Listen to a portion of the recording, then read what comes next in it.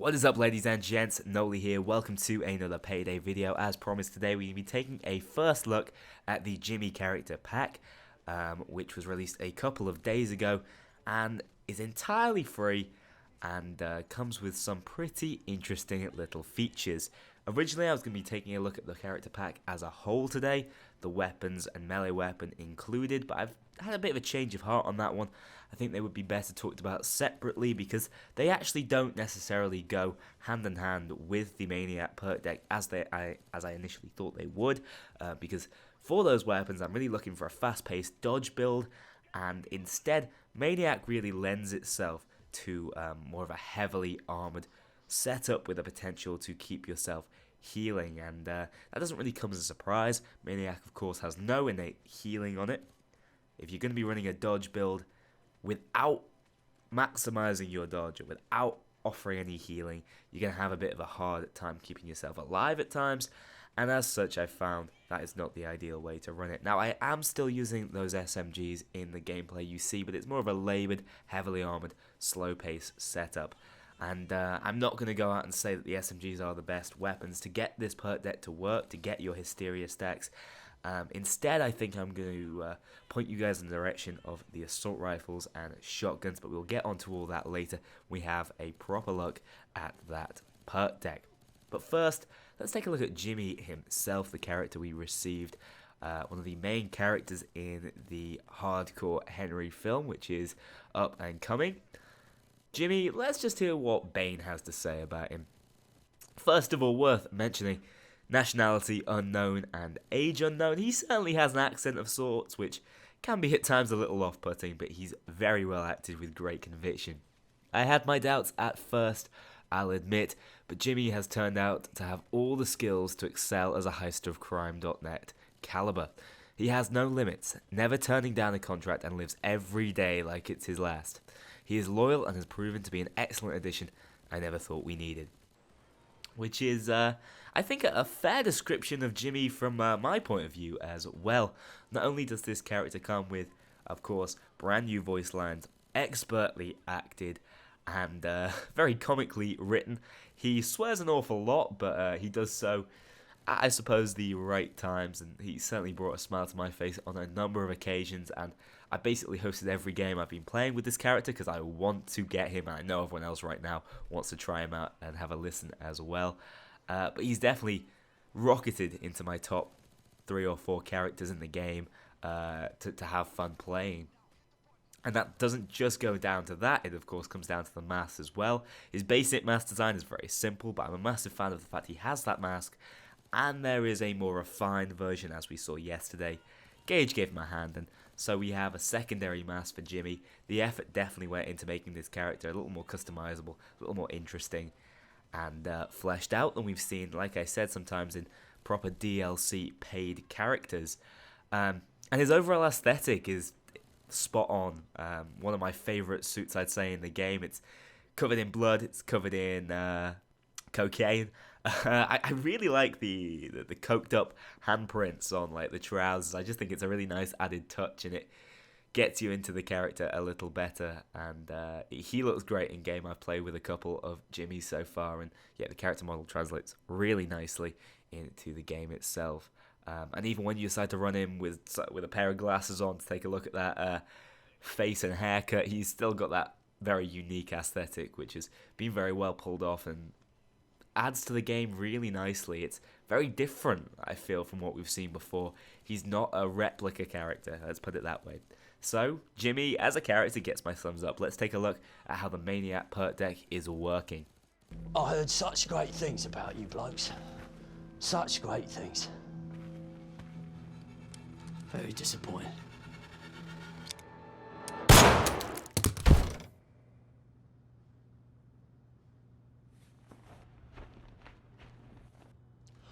What the fuck just happened? Yeah, what the fuck did just happen? Can someone please untie me here?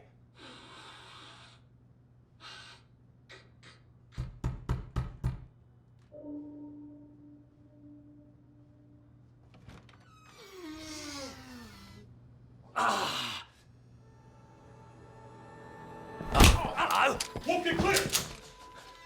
Lads, are fucking terrible negotiators. Number one, you can't work for Akan. He's pure fucking evil. I'm the good guy, yeah? Number two, I'm giving you the chance to come with me and save the fucking world. Kinda. And to sweeten the deal, I'll match Akan's fee. Match plus 25. Fuck it, let's do 50. Match plus 50. Alright, seriously, you wankers, what the fuck is going on? So I feel when we look at Maniac, having played with it for a little while now, both with teammates having it and myself having it, I feel the best way to describe how I feel about it is it's my least favourite perk deck to run personally, and my absolute favourite when another teammate is running it. And it's quite easy to understand that when we take a look at the second main skill, but we'll get onto that in just a second. Let me explain the main premise behind it and sort of talk you through the numbers, because it's not the easiest to understand on paper. It's very wordy, and there are a couple of calculations you might have to do to fully understand how it's going to work out for you, and maybe which weapons you're going to get the most out of this perk deck for using. So, Excitement is the first skill. 40% of damage you deal is converted into Hysteria stacks, up to 240 every 4 seconds. The max number of stacks is 600. So the way this works is you deal damage numbers when you shoot cops. For anyone who's run Hoxhood, you can clearly tell exactly how many HP points that they have, and so you can see the exact damage you are doing to them per shot or whatever, you know. If you're one-shotting a tan, you know, you're doing so much damage to it. You're doing 200 damage to it. So 40% of the damage you deal is now going to be converted into stacks. Max stacks per every 4 seconds is 240. So it doesn't matter if you blow a bulldozer into bits and pieces with a Thanatos sniper rifle, you're only going to get maximum 240 every 4 seconds. So what you're looking to really do to get maximum application out of this in damage per second is you're looking to deal roughly 600 damage over the course of 4 seconds. And then if you can prolong that over roughly 10 seconds, maintain that same sort of damage rate per second, you're going to hit 600 stacks.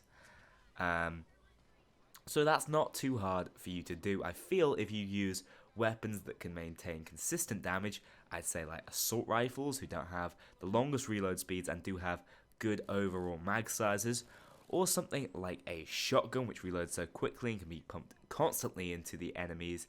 I'm looking at you, the AA-12, or maybe the locomotive even. And then finally, I think some of the snipers do quite well here as well. The WA-2000 is the one that really screams out to me. SMGs are not bad at all. I feel like the Heathers have a couple of issues with maintaining that damage because they are so inaccurate and they require a relatively lengthy reload time, which you really want to avoid with this perk deck. But they can still work, as you can see clearly in this video. But I'd say aim for those 3 primary weapons, the ones that I've sort of mentioned to you right there. Single fire ARs are my personal favourite. Something like the AUG, I think, is what I'd like to try out next with this perk deck. But the Hysteria stacks, which we haven't even got onto yet, I told you it was a little bit wordy. What they do is they give you 1 damage absorption for every 30 stacks. So at this level, you're going to be getting 20 damage absorption. That took me far too long to work out. And the way that damage absorption converts is very much the same way when you look at damage numbers. So for every instance of damage, you are going to receive a 20 damage absorption if you're at max stacks. Quite easy to understand. What you also have to understand is these stacks will decay over time, as I think you'd expect. They don't decay with use, so they don't decay when you get hit, but they will decay over time. So you lose 60% of your stacks, plus a base 80 every 8 seconds that go by from the first instance of damage you deal. That can of course be negated by continuing to maintain high damage, but the reason why there's a constant minus 80 every time is so that your Hysteria stats don't just keep cutting and halving or just over halving, and thus you still end up with a constant bit of protection even if you're not in combat. That's why that works as it does. But yeah, that's quite a decay drop-off, 60%. So if you are at 600 after 10 seconds and then 8 seconds later you've not done any more damage, you're going to find yourself losing, what, about 400 of it? Just under. Just under. So that's a pretty sudden drop-off. Now, the next skill is what really I think is the crux of this perk deck and why I made my initial statement. It is Outburst. Members of your crew also gain the effect of your Hysteria stacks. It's worth mentioning that if everyone is running Hysteria, you're only going to get it from the person with the highest stacks. So with that little caveat, there is literally no point to have more than one person running Maniac on any team. Which is frustrating, because if you're playing in random public matches, it's very hard to coordinate. If you're playing with a team, no problem. But I really don't see any reason for you to run Maniac if another of your teammates is doing so. But this sharing is fantastic. It means every single teammate is getting that exact same effect you are.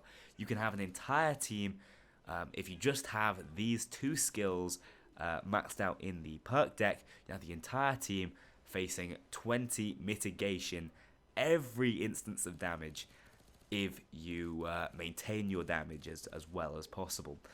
By the way, guys, this is my understanding of it, the way I've read through the numbers and the way I've experienced it. If you feel like it's working in different ways or one thing or another may be bugged in your experience, do let me know in the comments down below. I really want to get my head wrapped around this perk deck because it is a little more complex, I feel, than some we have seen in the past. Now, the next skill is Fervor. This is going to decrease the decay of your Hysteria stacks. If you ask me if anything needs to be slightly buffed in this perk deck, there are certainly things that I think may be too powerful, but Fervor is a pretty weak skill. It's going to reduce the decay to 60% plus 40 instead of 60% plus 80. I would have really liked to have seen the percentage decrease go down more so than the initial flat decrease. The next skill is Recklessness, which is just going to boost the effectiveness of your Hysteria. It means you get 1 damage absorption for every 25 stacks instead of every 20, which means you can max out at this point on 24, I believe, damage mitigation.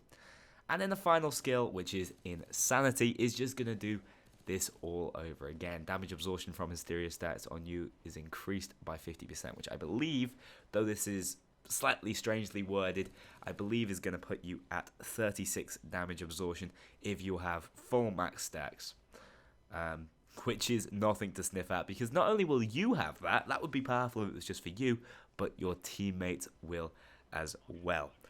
So with damage absorption, as far as I can tell, it works while your shield is up and while your shield is down, though it's relatively hard to lose your shield if you have a very high amount of damage absorption. It works fantastically. It really does. Your teammates should definitely not be getting down nearly as frequently if this perk deck is operating and operating well. And it's only going to operate well if the person who you pick to run it is competent, is using the right weapons, and is playing in the right style. Because if that person gets downed and is out of ammo, or as that person's getting tased, you're not going to be receiving any benefits for it, and suddenly the perk deck is virtually useless outside of the standardized skills we see in all perk decks. So, you know, you could say it's high risk, high reward, really, but I don't think the risk is necessarily there if you do give it to a good, competent player who knows what weapons to bring along. But you can see why it's frustrating to be the runner of the Maniac perk deck, because it just means you have to work much harder and you're not getting the same benefits. To me, what this perk deck has done, and the way it's slightly upset the balance of the game, is it has made already powerful perk decks, like for instance Grinder, Sociopath, or you know, even Armor and Muscle, I think, might be feeling this the most, bearing in mind it's going to give you a little bit more tankiness. In fact, Muscle and Maniac synergize really nicely, because with Muscle you can absorb a little bit more damage yourself, the enemies will focus you more, while your Maniac runner can deal out more damage and hopefully give more absorption. There's a bit of a rotating circle going on there, but yeah, I feel like the Maniac perk deck has just made those other perk decks stronger, because it's going to allow you to be a Grinder user who's also got damage absorption. someone who's dodging all the time, who's also absorbing if by some chance they don't dodge. So while I love this playstyle, I think Maniac is fantastic. There's an example I hope I show you at some point in the gameplay where one of my teammates gets down a long way away from me. I'm not running Inspire on this particular build. And so what I do is I just go find some enemies to hurt them so that my teammate who is running to do the revive is generally going to be a little tankier and is going to be able to do it with a little more ease. That kind of team play is something we've never before seen in Payday, and that is what has been fantastically well pulled off with Maniac. But as of right now, it sits in a very awkward balance where the user of it is not getting an awful lot, but his teammates are receiving the world. And that's something that maybe Overkill is going to have to address in the future. But, Maniac gets a massive seal of approval from me. It's going to need a little more testing just to make sure that everything that I've gone through with you today is right. But everything I've talked through makes sense. But don't forget, Overkill does calculations in a funny way at times. So don't take this all to be, don't take my word to be law on this matter. It's just from my own testing and understanding of what is written. And it definitely feels very, very powerful. And I'm a massive fan of it's free to everybody. If you're going to give out a very powerful perk deck, at least make it so everyone can use it. We don't really need more cries of pay to win. And it's so unique. And they've managed to add one of the most unique perk decks in a free update. So hats off to you, Overkill, on this one. I think everyone is pretty pleased by the way that these updates are going, even though it is a collaboration event and you've had a bad track record in the past, but it looks like we've nailed it here. I cannot wait personally to have a look at the heist on its way, I believe on the 31st, so just in a couple more days now. And of course tomorrow we're going to be taking a look at the Heather submachine gun, both on its own and ran with the Akimbo attachment, and seeing exactly how it works and which sort of builds it fits into, as well as taking a look at those specialist knives, which are so damn cool. Thanks for watching this video, ladies and gents. I hope you're enjoying the free Jimmy character pack. Let me know what you think about this perk deck, and if you have found some different testing results while messing around with it. See you on the next one.